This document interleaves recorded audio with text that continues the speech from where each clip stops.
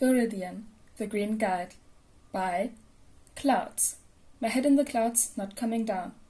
Read by Oakshadow 5. Chapter 82. Insistence. Summary. Katsuki finally gets the chance to apologize. Izuku was freaking out, but he was pretty sure he had an excuse. What in the world was Kachan doing in the bad part of town? And in the middle of the night? It wasn't safe. What if he got attacked by a villain and didn't have permission to use his quirk to defend himself? Didn't he usually go to bed at 8 o'clock? Kachan? He squeaked. What are you doing here? What am I doing here? Kachan looked just as shocked to see him there as he was, which was only a small comfort. What are you doing here? Well, Izuku hunched his shoulders and stared at the ground. All this time of hiding his vigilantism from everyone and trying to keep the heroes from figuring out he was quirkless, and Kachan was probably going to go to all their old classmates and say, "Hey, guess where I saw Deku last night?" He wanted to cry. How was he supposed to get out of this? I was just out for a walk. You're a vigilante. Kachan gaped at him. No wonder no one can figure out your fucking quirk. Izuku flinched like he'd been slapped. Of course Kachan wouldn't buy his half-baked excuse. No one would. Not when he was dressed as a vigilante and obviously outdoing vigilante things. And he was right. No one ever thought that the quirkless kid could be a vigilante. And Kachan had always known just how to expose his weaknesses, even with just a few words. It was like middle school all over again. Izuku hadn't ever wanted to go back. Kachan gripped his hair as he kept staring at Izuku, eyes wide in shock. He opened and closed his mouth a few times, like he didn't even know what to say, and Izuku could definitely relate. Finally, he took a deep breath and let his hands fall. Does Auntie know? No, Izuku said softly. Tears prickled at the corners of his eyes, threatening to fall, but he wouldn't let them. Instead, he gave a wet chuckle. Fighting villains is too dangerous for people like me, so if Mom knew what I was doing, she'd probably bubble wrap me in my room for eternity. What about you? Does your mom know you're out here this late? I mean, kinda. Kachan shrugged. The old hag knows I've been making a lot of friends and acting as an informant of sorts for the heroes, but I didn't tell her exactly what info I'm after or anything like that. She's kinda sad I ruined my sleep schedule, though. Wait, informant? Izuku's eyes widened as he connected the dots. You were the informant from the beach attack? Who the fuck else would it be? Kachan complained incredulously. The Easter Bunny? Izuku's mind was reeling. But I had Eraser calling you Kachan. You never liked that name. How? I swear, no offense, but why haven't you exploded him yet? Kachan sighed and ran a hand through his hair as he sat down at the edge of the roof. It's a long story. He didn't say anything else, and Izuku didn't want to die a painful death, so he didn't push. Instead, he sat down next to Kachan and debated what to say. He could say something about how he was glad to see that he was alright after the attack, but knowing Kachan, he would probably think that was pity, so he probably shouldn't bring that up. He'd almost forgotten what it was like to have to walk on eggshells like this. It made him even more grateful for the friendship he'd formed with Denki.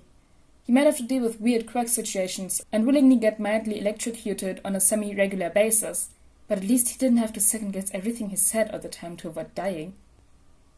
You know you're gonna get arrested eventually, right? Kachan said finally.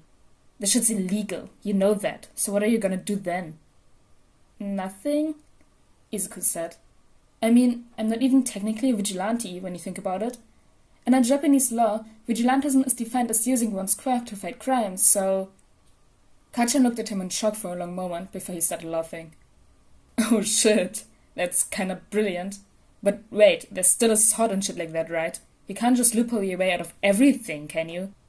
Izuku shrugged helplessly. I think you're underestimating just how many loopholes exist. Laws aren't written with me in mind. Wait a damn minute. Kachan suddenly turned on him, making Izuku flinch. If they can't even hold you, then why are you working so hard to avoid getting arrested?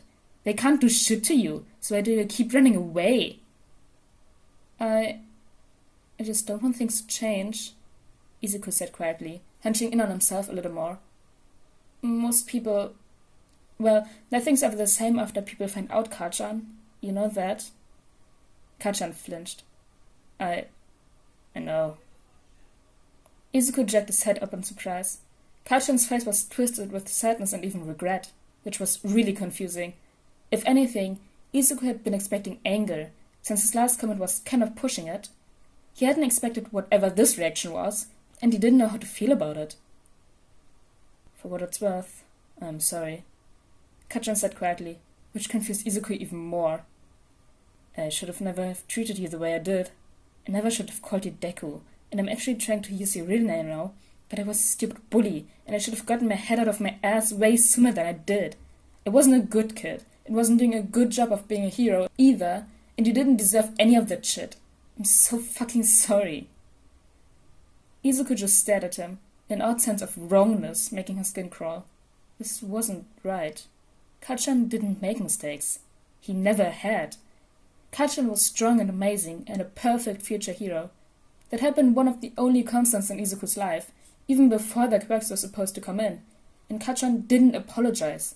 So why was he trying to do so now? Izuku was fine. He gotten through it, and he knew now that he was never gonna be a hero, so he didn't need an apology, especially one from someone who wasn't supposed to apologize. It was all just too much. He realized that he probably let the silence drag on for far too long, and he should respond, so blurted out the biggest thing on his mind at the moment. Kachan, what are you even talking about? You don't have anything to apologize for. What the fuck are you talking about, you damn nerd? Kachan said incredulously. I bullied you for 10 years. Of course I have shit to apologize for. I mean, it hurt, yeah, but... Well, it doesn't really matter, right?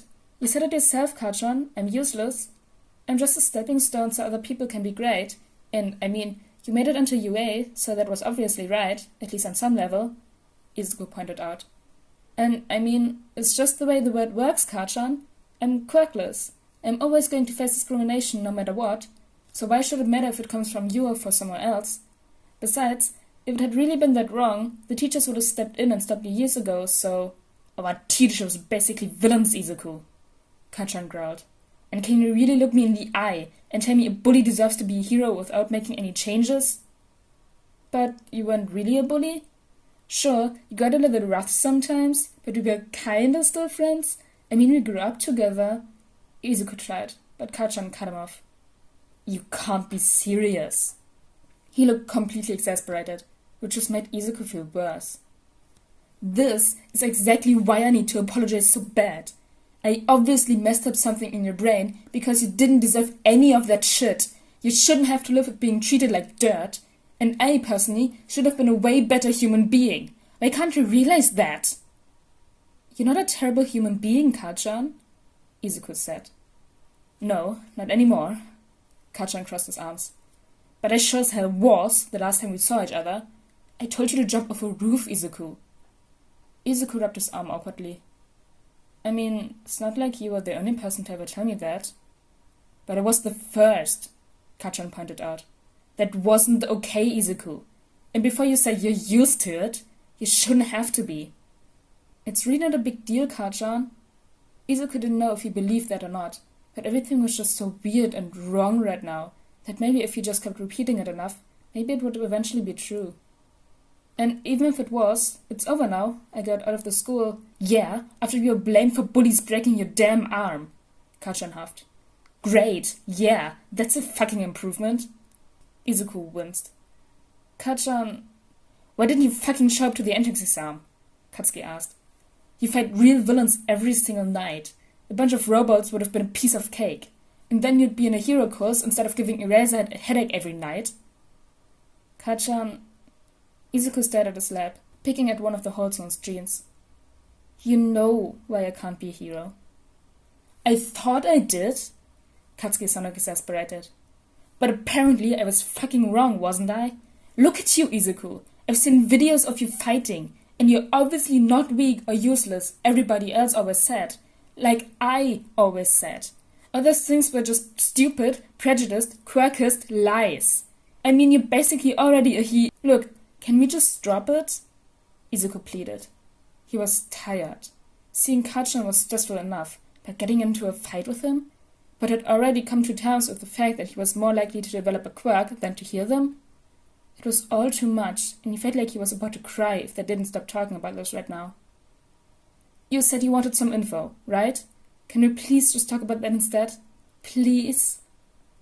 Kachan had always been stubborn, so it took a few long seconds of Izuku's puppy dog eyes before he finally closed his mouth with a click and scowled. Fine. Whatever. I won't force you to accept my apology or whatever, but we're gonna come back to this later, Izuku. Izuku flinched a little at the name, which still just sounded so wrong, especially since he'd spent so many nights as a kid dreaming about Kachan actually using his real name. What had he done wrong? Has he done anything to convince Kachan that he wouldn't be a good hero? It must have been Izuku's fault somehow, so the least he could do was try to help him and answer his questions to make up for it, right? So? Izuku prompted after Kachan had been sitting in surly silence for almost a full minute. The info? Katsuki sighed. He hadn't thought that it was possible to feel worse than he had when he first realized he was acting like a villain, but here Izuku was, proving him wrong again. He'd known that he probably left Izuku with scars, but he hadn't really realized how deep those injuries had really gone. He wanted to shake some sense into the nerd, but did he really have the right to do that after he'd been the one to plant those ideas in his head in the first place? He owed Izuku an apology, but if he wouldn't accept it, then what? Maybe he owed it to him to be patient and let him recover at his own pace? Let him make his own decisions and not get in his way? Let him change the subject with a question? The villain factory, Katsuki said eventually. What do you know about them? Are you sure? Izuku blurted out. It's a really dangerous case. Not that I don't think you can handle it. You're amazing. But, I'm not even supposed to be involved, so... I know. Katsuki couldn't help smirking. Eraser keeps complaining about all the headaches you're giving him by working this case like a dog with a bone. I'm not trying to, Izuku whined. I'm trying to be careful, and I'm not even trying to I just don't know why he insists on worrying so much. It's because he cares about you, you idiot. Katsuki rolled his eyes. He is a teacher. Give him some credit. I guess, Izuku frowned. But anyway, this isn't just taking down thugs in alleyways, Kachan. There are things going on here that even Eraser and All Might are afraid of. Are you sure you really want to be involved? I already am involved, Katsuki grumbled. You were the beach attack, right? You ever see the tentacle villain that was tearing up the place? Izuku nodded. We all thought it was a berserker at first, but after I actually looked into it, I realized it was actually a combination of multiple quirks from at least 3 different people. We're pretty sure that something like this is actually what the Venom Factory has been chasing after this whole time. Aye. Katsuki swallowed as his mouth went dry. He was my friend. Is my friend. We met after you left school and he helped me out a lot with figuring out what kind of hero I want to be. Then he disappeared and I couldn't find him until... Oh. Izuku's eyes widened. I'm so sorry, I didn't know. I didn't mean to be disrespectful talking about him like... Whatever, nerd, it's not a big deal. Katsuki cut him off. You were always into the quirk stuff anyway, with the notebooks, right? The point is that he told me there were others and made me promise to save them even as the bees were going after him. I guess that makes sense, Izuku muttered. If All For One did finally figure out how to force the body to accept multiple quirks, then of course he would want to have multiple experiments running at once. Wait, back up, Katsuki said. You said it twice now, and I thought I just misheard you the first time or something, but obviously not. You keep saying Ogawa's got multiple quirks, but that's impossible, isn't it? You can't just take someone's quirk and give it to someone else. Quirks don't work like that, do they? Izuku gave him a look, and Katsuki swallowed. He got the feeling he was in for a long night.